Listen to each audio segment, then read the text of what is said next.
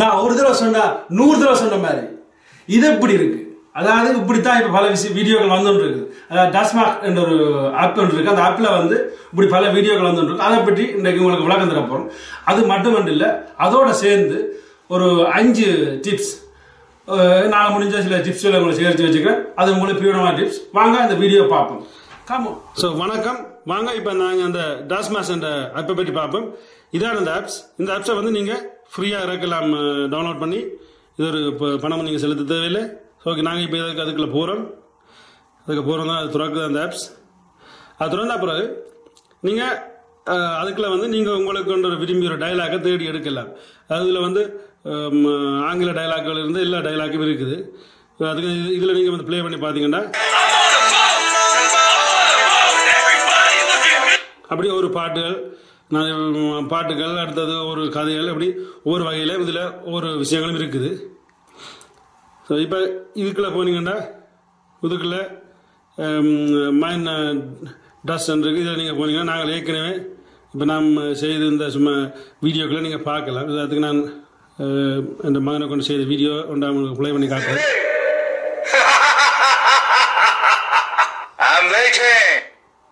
So இப்படியான வீடியோக்களை நீங்களும் செய்யலாம். இது ஒரு பெரிய வேலையாண்டு இல்லை. ஓகே, இப்போ வந்து இதில் எப்படி நீங்கள் தமிழ் எடுக்கிறேன்னா நீங்கள் வந்து தேர்வு எடுக்க போகிறீங்க. தேர்றதுக்கு போய் அமர்த்துறீங்க. அமர்த்தி போட்டு இதில் நீங்கள் தமிழ்ண்டு சும்மா எழுதுறீங்க. தமிழை மட்டுமே எழுதலாம். எழுதினோடனே தேட விடுறீங்க. தேட விட்டோடனே இப்படி உங்களுக்கு அளவுக்கு மீறின டைலாக் இதில் இருக்குது. அதாவது ஒவ்வொன்றே நீங்கள் ப்ளே பண்ணி கேட்டு பார்க்கலாம்.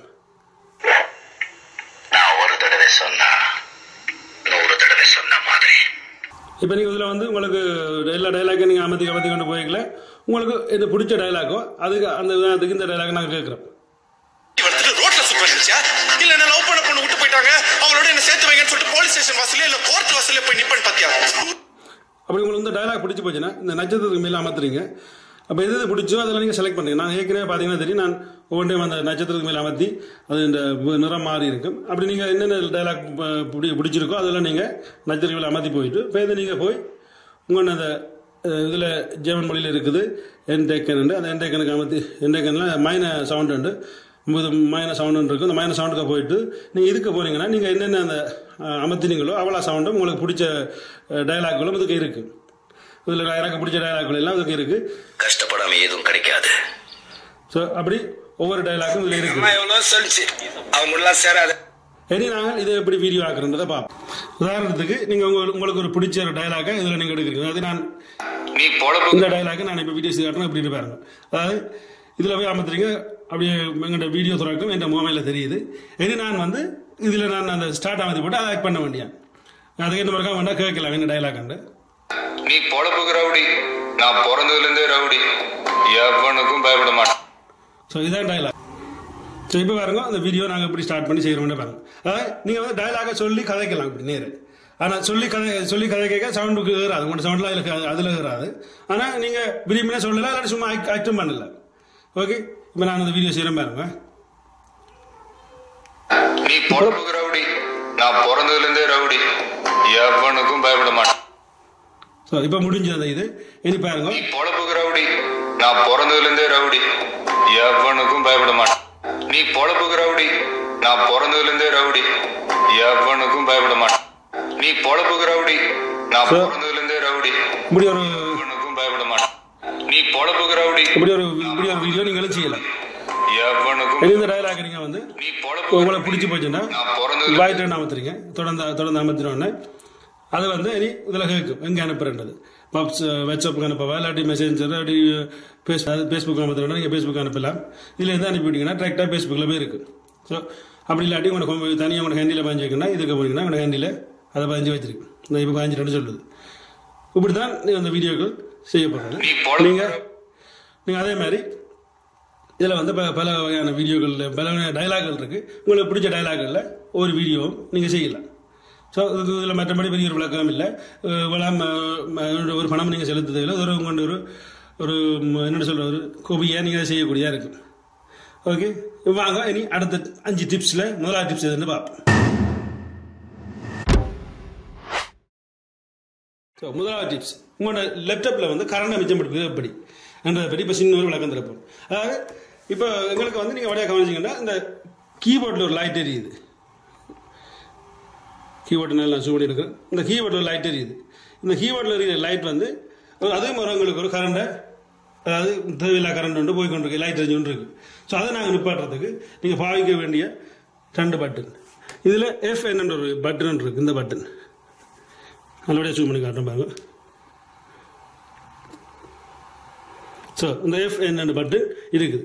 இதில் பார்த்தீங்கன்னா இது இந்த லே கீபோர்டு, அதாவது நீங்கள் அமர்த்தினீங்கன்னா இடவெளி விடும். அப்போ அந்த இடவெளி வர அந்த டஸ்டைம் இருக்குது, அந்த இதையும் இருக்குது, கீயும் இருக்குது.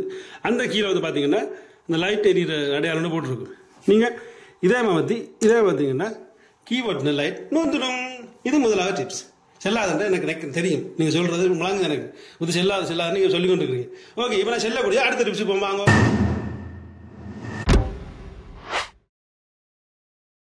ஸோ இது வந்து 2வது டிப்ஸ். இந்த 2வது டிப்ஸில் பார்த்தீங்கன்னா முன்னுக்கு நிற்கிறது கரிசாக்குட்டி. இந்த கரிசாக்குட்டியை நான் ஃபோட்டோ எடுக்க போகிறேன் ஐஃபோனில். அப்போ ஐஃபோனில் நான் ஃபோட்டோ எடுக்கல. நாங்கள் வந்து ஒரு ஃபோட்டோ எடுத்துட்டு வடிவான ஃபோட்டோ எதுன்னு பார்க்குற விட நாங்கள் வந்து இதில் பல ஃபோட்டோ தட்டலாம் குயிக்க. அப்போ அதுக்கு நீங்கள் என்ன செய்ய வேண்டியதுன்னா, இப்போ நாங்கள் கரிசாக்குட்டியாக ஃபோட்டோ கரிசா சரிங்க இருக்கா, நான் இந்த ஃபோட்டோ பட்டனில் வந்து கையை வந்து அமர்த்தி பிடிச்சி நிற்கிறேன்.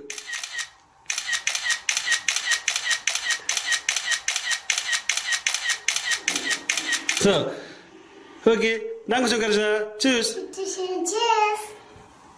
ஸோ இப்போ வந்து கரிசா குட்டி ஃபோட்டோ எடுத்தாச்சு. என்ன நாங்கள் அந்த ஃபோட்டோவில் வந்து எந்த ஃபோட்டோ நல்ல ஃபோட்டோன்றது நாங்கள் 6 செலக்ட் பண்ணி எடுக்கலாம். இப்போ நாங்கள் வந்து அந்த ஃபோட்டோவை பார்த்தோம்டா, ஸோ எது நல்ல ஃபோட்டோ, அது நல்ல ஃபோட்டோ மட்டும் நாங்கள் எடுத்துக்கொண்டு மற்ற ஃபோட்டோக்களை அழிச்சு விடலாம். ஸோ செகண்டுக்கு இவ்வளோ ஃபோட்டோ தட்டி இருக்கு.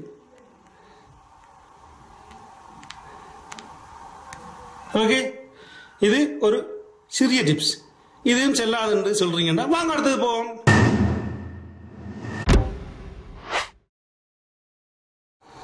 அடுத்த வந்து 3வது டிப்ஸ். 3வது டிப்ஸ் கட்டாயம் உங்கள் எல்லாருக்கும் பிரயோஜனப்படும். அதாவது நாங்கள் வந்து பழங்கள் சாப்பிடல வந்து கூட பழங்களுக்குள்ள புழுவல் இருக்கிறது. நீங்கள் கூடுதல் நாட்கள் அந்த புழுவை சாப்பிட்ருப்பீங்க. அந்த புழு எப்படின்னு தெரியாது. அதாவது இப்போ கேசப்பழம்னா கேசப்பழத்துக்கு இருக்க புழு வந்து அது இந்த டேஸ்ட்லாம் இருக்கும் அந்த புழு. அதனால் நாங்கள் அதை சாப்பிட்றதுல எங்களுக்கு அது பெருசாக பாதிப்பும் இல்லை, அது டேஸ்ட்டும் பெரிய மாற்றம் இல்லை. ஸோ அதனால் அந்த புழுவை எப்படி நாங்கள் வெளியில் எடுக்கிறதை பற்றி பார்க்க போகிறோம். இப்போ நீங்கள் புழுவை வெளியில் எடுக்கிறது இப்படி சட்டிகளை வந்து நீங்கள் பழத்தை போடணும். சட்டிக்கு வந்து நீங்கள் பழத்தை போட்ட அப்புறம் அந்த பழத்துக்குள்ளே நீங்கள் வந்து தண்ணியை ஊற்றணும். அந்த சட்டிக்கு நீங்கள் வந்து தண்ணியை ஊற்றுறீங்க.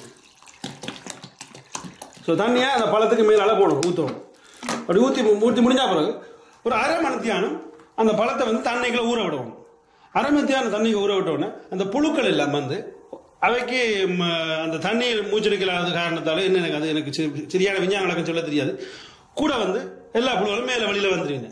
அப்போ அதுக்கு பிறகு நீங்கள் அந்த புழுவெல்லாம் எடுத்து போட்டு பழங்கள் எல்லாத்தையும் சாப்பிடலாம். ஓகே, சப்போஸ் அந்த பழத்துக்கு ஒரு புழு செத்து கிடந்தால் அது வெளியில் வரும்போது தெரியாது. அதாவது இது வந்து ஒரு புழுவை வெளியில் எடுக்கிறதுக்கு ஒரு சின்ன ஒரு ஐடியா உண்டு.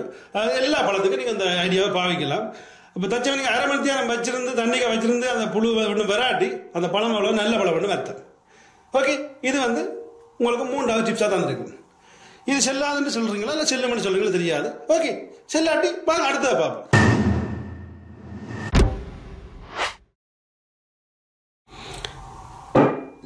இது வந்து 4வது டிப்ஸ்.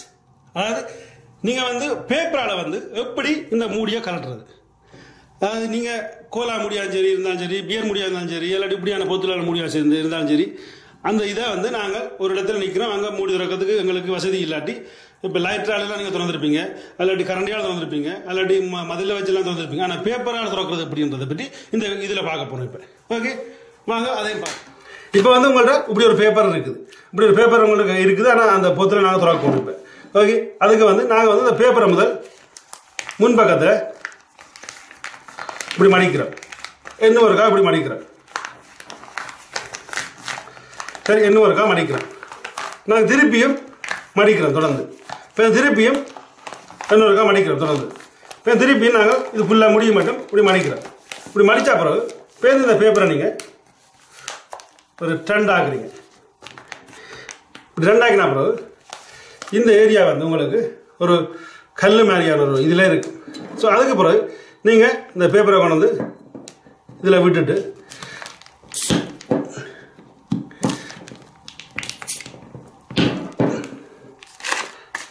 அதாவது நாங்கள் மடிக்கிற கொஞ்சம் பிழைச்சிச்சுன்னா பேப்பர் கிளியர் பார்க்கும்.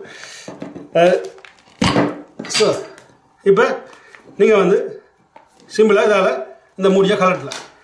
ஸோ இதுதான் அந்த பறந்த மூடி, இந்த மூடியான இது, இதில் ஒரு கமரா ரிக்ஷன் இல்லை. அதே மாதிரி நீங்கள் அந்த பேப்பரால் வந்து இந்த மூடியை கலட்டலாம். நீங்கள் இப்படி பேப்பரை சுற்றிட்டு இப்படியான வழியில் துறக்கலாம். ஓகே, இது கொஞ்சம் செல்லு பண்ண நினைக்கிறேன் உங்களுக்கு. அதாவது பியர் குடிக்கிறாங்களுக்கு எங்கேயும் நாங்கள் கிரில் போடைகளை காட்டுகளை அப்படி துறக்க வசதி இல்லாட்டி நீங்கள் இப்படியான விஷயங்களை பயன்படுத்தலாம். ஸோ இப்போ வாங்க அடுத்த கட்டத்துக்கு போவோம். கடைசி கட்டம், அதாவது கடைசியாக தர டிப்ஸ்.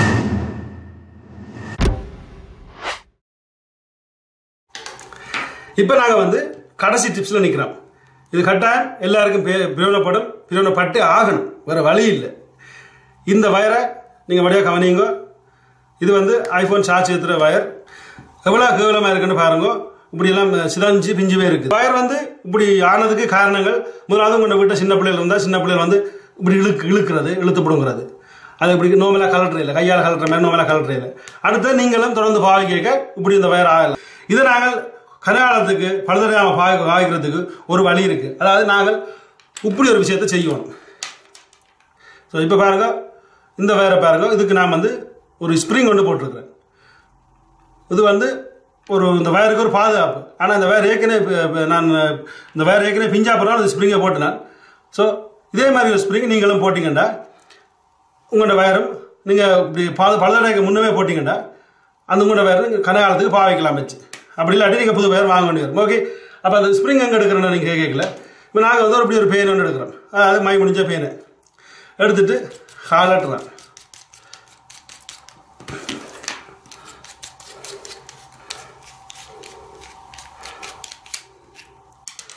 ஸோ ஸ்ப்ரிங் எடுத்தாச்சு, பேன் எறிகிறோம். இதான இந்த ஸ்ப்ரிங். நேரத்துக்கு இந்த வயரால் நாங்கள் சுற்றணும். இதில் நுனி பக்கம் இருக்கும். நுனி பக்கம் எடுத்து கொஞ்சம் விரித்து போட்டு, நுனி பக்கத்தை விரித்து போட்டு கொஞ்சம் சரியா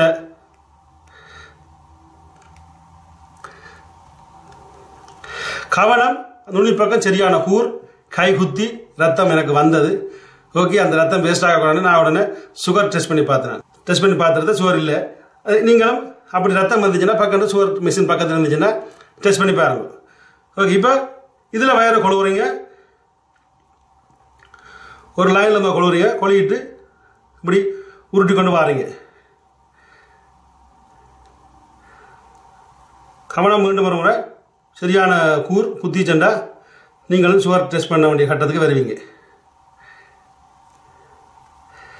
ஸோ இப்படி சுற்றி கொண்டு வந்தீங்கன்னா இதை நான் சுத்த நேரம் எடுக்கும். இதில் காட்டினா வீடியோ கண்ணேரமாகும். ஸோ இப்படி சுற்றி கொண்டு வந்தீங்கன்னா இப்படி ஒரு இதை நீங்கள் செய்ய முடியும். இப்படி செய்தீங்களா இருந்தால் உங்களுக்கு வந்து இந்த வயரை பாதுகாப்பாக வச்சு கனாலத்தை பாவிக்கலாம்.